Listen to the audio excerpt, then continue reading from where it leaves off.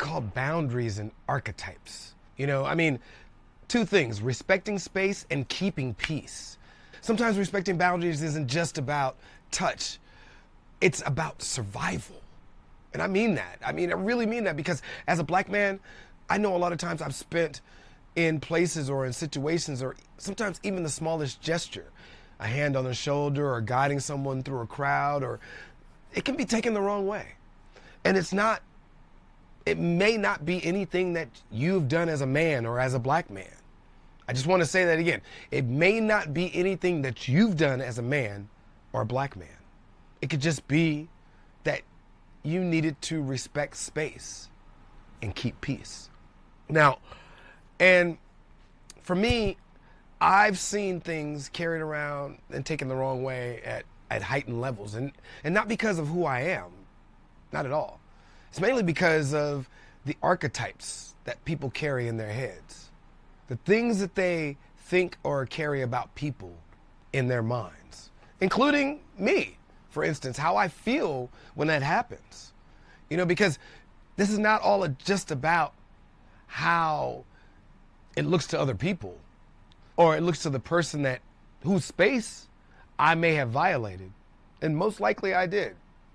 Just say, because I'm not saying in a bad way, in a kind gesture, and my intent was not the impact that was received. Or in some cases, I've received mixed signals where people lean into you, and it's not so much that you can lean into them where you feel comfortable to lean into them either. And so sometimes things can get a little bit confusing. And for someone who's a huggy type person like I am, I like hugs. I like, physical gestures. I like to give physical gestures. I'm just normally raised that way. And for me, I'm comfortable doing so. But not everybody is comfortable receiving that stuff. Not everybody is comfortable around being touched. And we have to respect those boundaries. I make that mistake sometimes, and I hear things like, "Don't touch me." People yell that out in public spaces. And I've learned over the years, the first thing I need to do is, of course, put my hands up, because I don't mean any wrong. I don't have any ill intent. And just kind of read the scenario. Stop for a second, breathe, read the scenario, and say, "I understand. It won't happen again." Or, "I understand. My apologies." But the first thing is always that shock. And that shock puts us in this realm of energy. So it is our right to feel how we feel. Remember that. This is that thing again, once again. It's all about who we are. What carries us to be who we are through emotional intelligence. And emotional intelligence is all about being able to feel how we feel about the scenario, but remembering that our signal isn't for everyone. And so in remembering my signal isn't for everyone, and thinking about this a little bit deeper, I know for a fact that I have to stop and pause. Silence is power. And in that pause, I can take a moment to read the scenario to see what my response needs to be. While I take that moment, I'm able to feel how I feel and let myself breathe in and come back to my center. Now, some people might call that hocus pocus or whatever. Some people don't have the patience for that. This is not a skill you can just do overnight. This skill takes practice.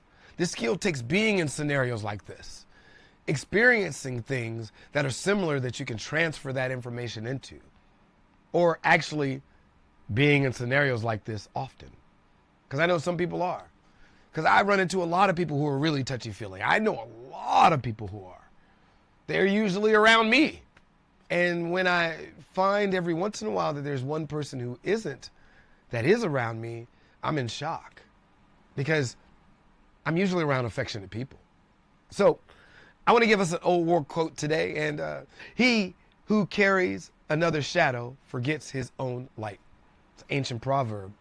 Most of these proverbs, the origin is unknown unless I mention who said them.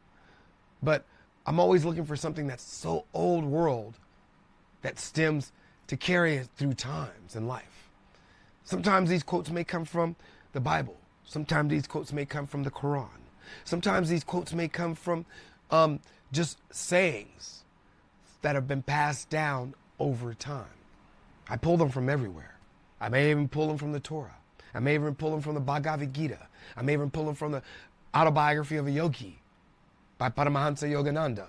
You see, it's not about finding them in one place. I may even step into the Initiates of the Flame and pull out some Hermetic principles, or the Kalayan, and pull out more for you.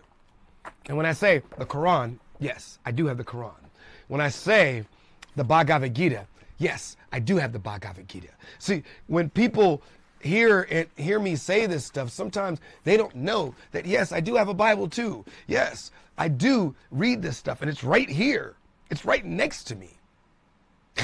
It's right next to me when I'm circulating through ideas. It's right next to me when I'm thinking of different knowledge that you may not know. It's right here when I'm passing down information from different scenarios and different cultures. And you might find me pull 2 more books that I have that people don't read. So my thought process is this. We must dig into the knowledge that's there. It's signal proof. And with that, we must try to relate that knowledge to ourselves in many different ways, so that we can get ourselves out of these archetypes and start centering ourselves back to our center of truth. Our center of truth begins with us. Our center of loyalty begins with how we connect with others. Our center of dedication begins with how we practice. Our center of growth begins with how we measure. All right. Our center of emotional intelligence begins on how we feel without reacting. Our center of financial literacy is on how we use our financial strength to carry us forward, to activate things. All right.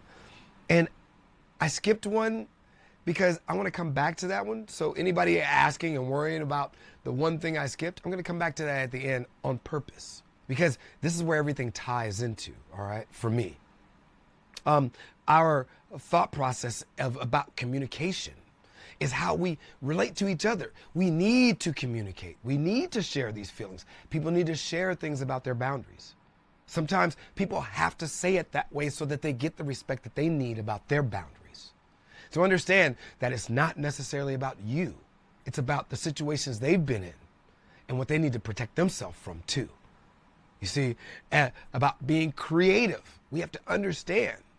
We have to understand that life is all about us generating things, creating things, putting things out there so that we can organize our lives to start things in a format, in a strategy, in a type of way, you know, in a type of strategy, in a format, in a formula that carries us forward. But not just that, helps us see our role in society, where we stand in society, who we are and what we stand up for, as well as the things we do for other people in our community, our duty to community, how we lift others in our community. And this is why I say this is important, because we can get caught up in this conversation about, hey, someone yelled to shame me. Well, that might have been the case. Don't know. It's not my goal to care. My goal is to care that what my intent was. And in showing my intent, if I'm going to respond in reaction in anger, my intent is not heard. But when my intent is peace, calm, and understanding, even when I don't fully understand it here, mind you, because like I said before, archetypes, feeling like a black man and feeling accused and feeling blamed, it's going to come here no matter what. But at the same time, as long as I'm serving when I need to serve back, the respect, the kindness, and understanding, then I keep the peace. That's the most important part. It's all about keeping peace. It's not about us blasting our energy out at people when we're angry. It's not about us blasting our energy out at people when we're sad. Sometimes we need to get it off our chest, but we need to do those in safe spaces. It's not about blasting our energy off on people when we're happy either. Staying even, staying cool, staying calm. And now, for somebody like me, that's not easy. I mean, you can even tell in this conversation, I have a dynamic range of how I share my body language, my energy, my voice, my mind. A dynamic range on how I communicate. And for me, it comes from that fifth step that I skipped. The fifth step that stands for spiritual enlightenment. I'm always excited about the energy I get from the universe, from God. That's right, I said it, from God. For those who don't believe in God, I don't know what to say. There's not much I can say to you to help you believe in God except for through my own experiences. For those who don't believe that there's anything out there or who believe in atheism, that's your prerogative. And I respect that. Those who are agnostic, who believe that there's something out there and that is part of the universe, I respect that as well. But it lets you know that boundaries are the one thing that protect our space. Once again, let me say this one more time. To let you know that boundaries are what protect our space. You see, we might think we violated somebody else's boundary, and so they're protecting their space, and so we're vulnerable. But yes, we are vulnerable if we don't set up our own boundary. We need to start setting up our own boundaries and also understand another side of this. We need to be stress tested. The more I hear that word, the more it stresses me out even more sometimes. But we need to be stress tested. And so archetypes, they stress test our identity. They help us realize who we really are. Because when we're stressed in that situation, how we react shows our character. Now, don't get me wrong. I've made many mistakes in different places and different understandings, and sometimes our character gets away from us. Not everybody no one has a perfect character. I'm just gonna say, no one is perfect. Sometimes we lose control because too many things compound on us. That's life. But being signal-proof means refusing to carry someone else's fear as your truth. One more time. Being signal-proof means refusing to carry someone else's fear as your truth, as my truth. That's someone else's fear. So we got to be able to proof ourselves from their fear so that we continue to send our signal.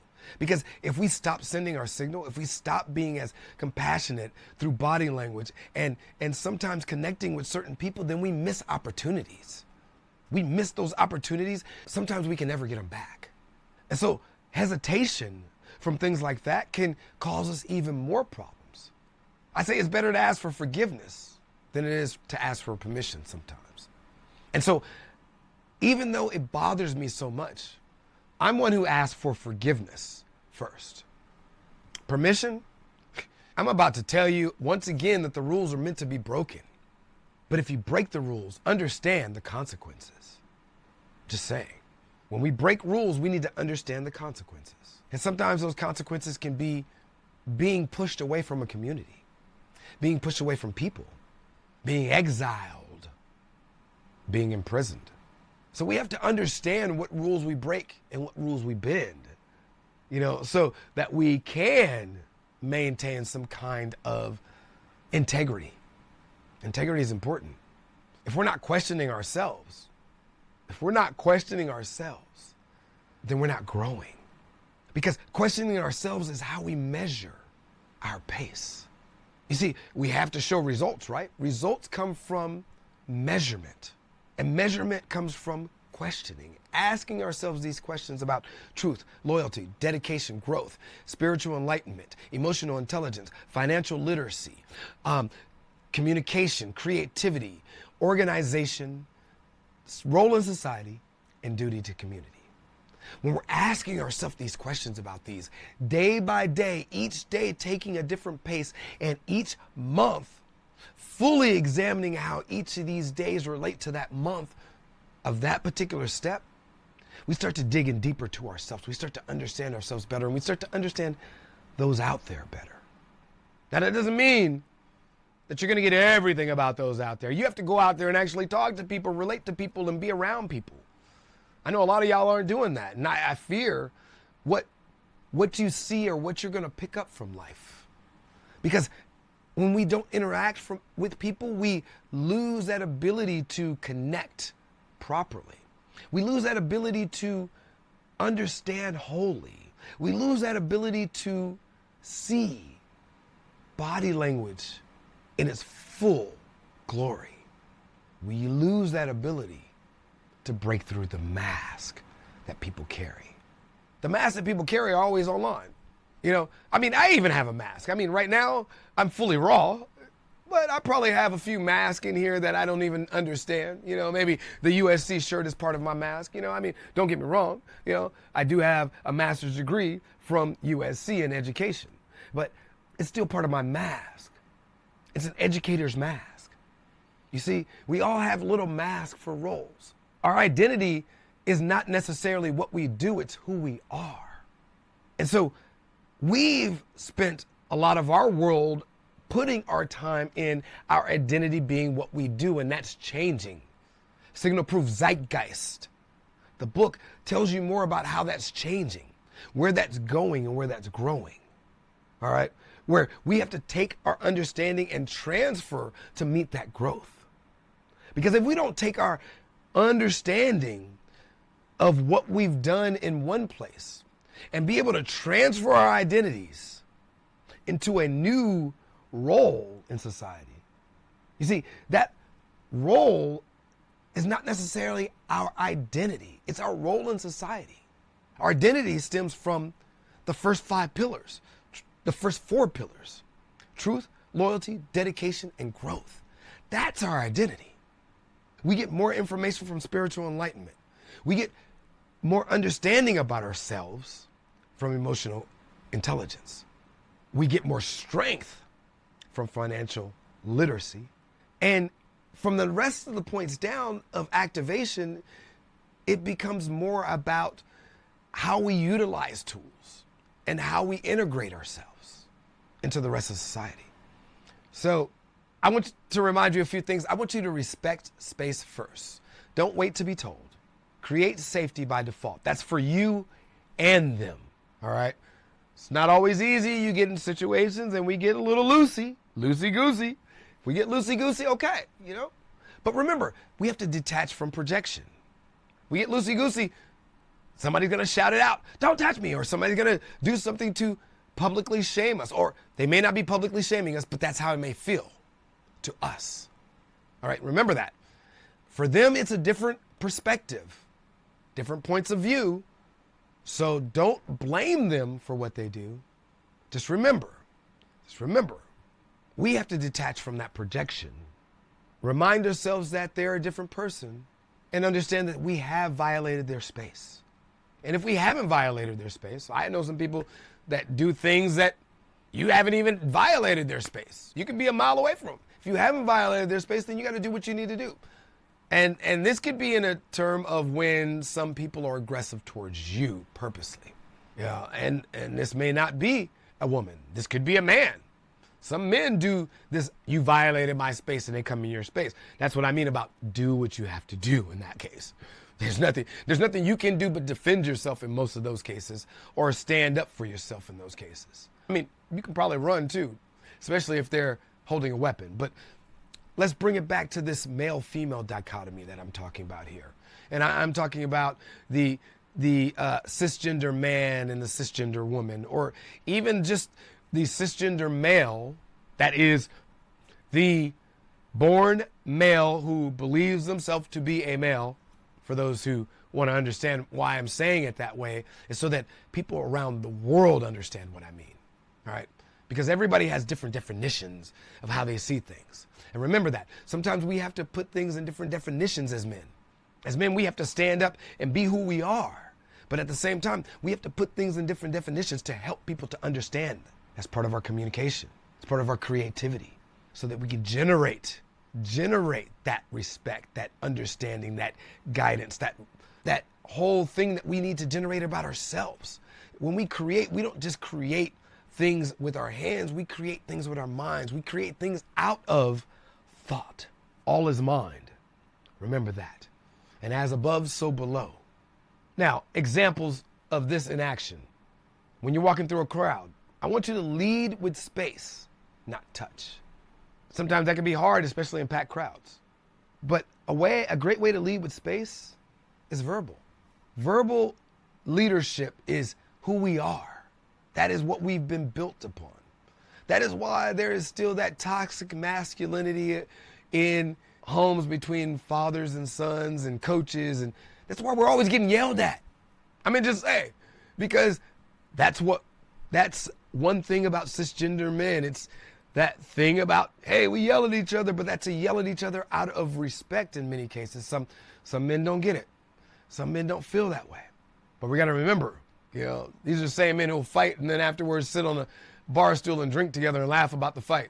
There's a difference in that dichotomy that we have to uphold. And I say we have to uphold it because if we don't, we lose our identity as men. And that's part of our own boundaries. Everybody's got their own as men. We each have our own. I'm not saying that you have to uphold the ones I'm saying, but you at least have to have some kind of root, some kind of core. And so I want you to do this if you end up in conflict. Hear the words, all right? But don't inherit the archetype, especially the black man. If you hear the words and you feel like, oh, now I'm being demonized as a black man, stop. Stop that thought immediately. Because if you take on that thought, you're taking on the negative energy and you'll take on that archetype. Now, because I'm not that person. I'm better than that person. So, excuse me. Let me show you that I'm better than that person. That's more powerful than the anger we put back out. That's so much more powerful. And like I said, silence is power. It's funny because I dropped one today that says, do you mistake opinion for feedback? And I remember getting some terrible feedback online about what I said about silence being power. And not just about what I said about silence being power, what I said about growth and about a whole bunch of other things, about people missing, not being able to read between the lines. And I start to look deeper and I start to understand that people are just trying to put you in an archetype. Stand back. It doesn't mean that happens just online. It happens in person. It happens in all kinds of places. Be aware of who you are, where you stand, and what you want to do. And when you're with community in all these places, make sure you choose connections that don't make you sacrifice your peace. That's what I'm still learning from. Choose connections that don't make you sacrifice your peace, or lead in those connections so your peace can't be sacrificed. There's one that I've transferred my knowledge to, because leading in those areas help you take control of the scenarios you're in. Lesson takeaways. Boundaries go both ways. So if you respect theirs, you can enforce yours. Remember, it's about you controlling your box. They can control their box, you control your box. Your box is yours to control, not anyone else's. So don't live in their box, all right? Archetypes. Don't define you unless you accept them. Don't live in someone else's box. So your peace is your proof. Keep it, protect it, and live for it. No, not just live for it, fight for it. Keep it, protect it, fight for it, and live it. All right? Now I got some action steps for you. 3 signal-proof action steps. I want you to audit your boundaries. Think about what your boundaries all about. Think about who's been violating your boundaries and you've been allowing them. Think about where you put your boundaries, how far you put them out, how close you put them.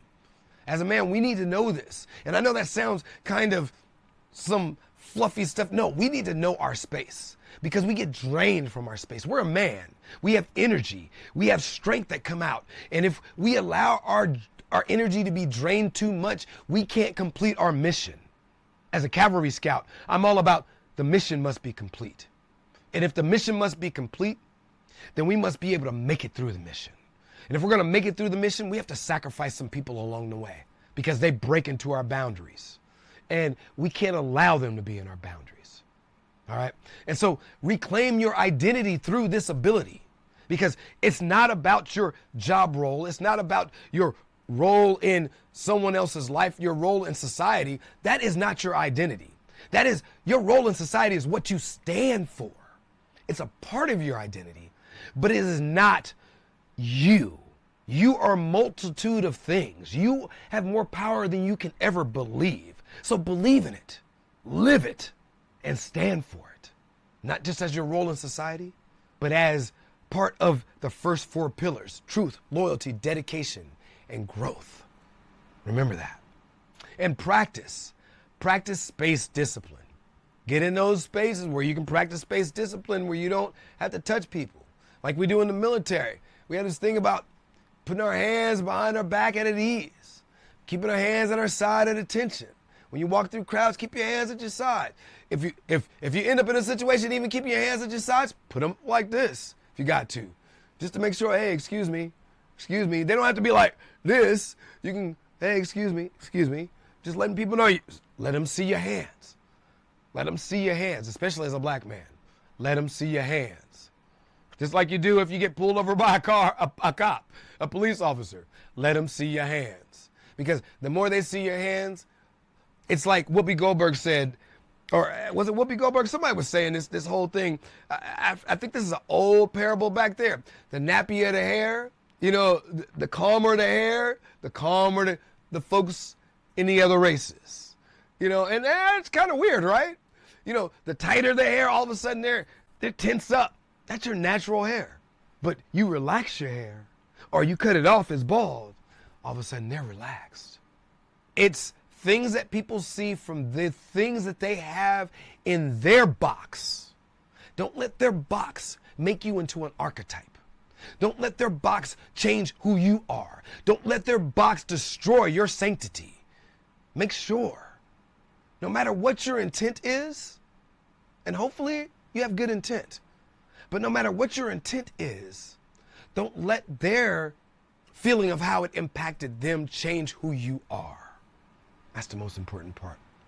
Now, you probably wonder why I'm talking about this, because I've had to ask myself this question. I've had to go through this and dig through this myself and research and look at things myself to understand who I am and dig deeper.